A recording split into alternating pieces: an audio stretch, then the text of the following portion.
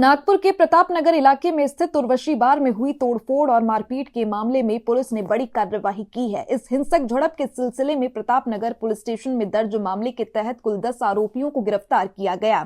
Police के मुताबिक आरोपी बार के अंदर घुसकर तोड़फोड़ करने और जानलेवा हमला करने में शामिल थे। इस घटना का वीडियो सोशल मीडिया पर वायरल हुआ था, जिसमें बार के अंदर हुई हिंसक झड़प साफ दिखाई दे रही थी। वीडियो के आधार पर पुलिस ने जांच तेज की और आरोपियों की पहचान करके उन्हें हिरासत में लिया।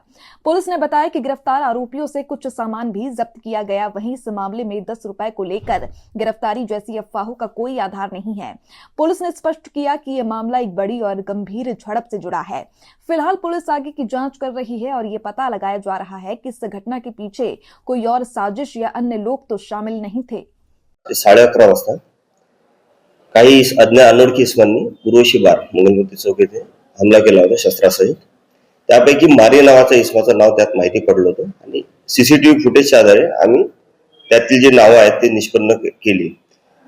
त्यामध्ये बार मध्ये उशिरा बसण्यासाठी त्यांनी आग्रह धरला होता आरोपींनी। तर बार मालकांनी त्यांना मनाई केल्याने त्यांनी हा सशस्त्र हल्ला केलेला होता। त्यात त्यांनी सशस्त्र हल्ला करून बारच्या गल्ल्यातील 26,000 लुटून नेले। त्यांनी ॲपल कंपनीचा मोबाईल लुटून नेलेला होता। त्यानंतर मारे नावाच्या इसमाचा आम्ही शोध लावून 24 तासात 3 आरोपी अटक केले। त्यानंतर प्रत्येक 10 तासानंतर बाकीचे असे 10 आरोपी आम्ही अटक केलेले आहेत।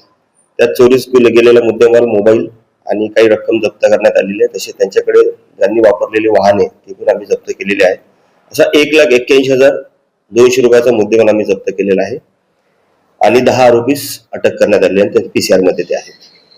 सदरची कामगिरी जी आहे ती माननीय पोलीस आयुक्त साहेब यांच्या सूचनेनुसार माननीय पोलीस उपायुक्त साहेब रेड्डी सर तसेच सहाय्यक पोलीस आयुक्त साहेब MIDC विभाग गुरव सर यांनी व राणा नगर पोलीस स्टेशनच्या DV पथकाने तसेच API तांबे यांनी केलेले।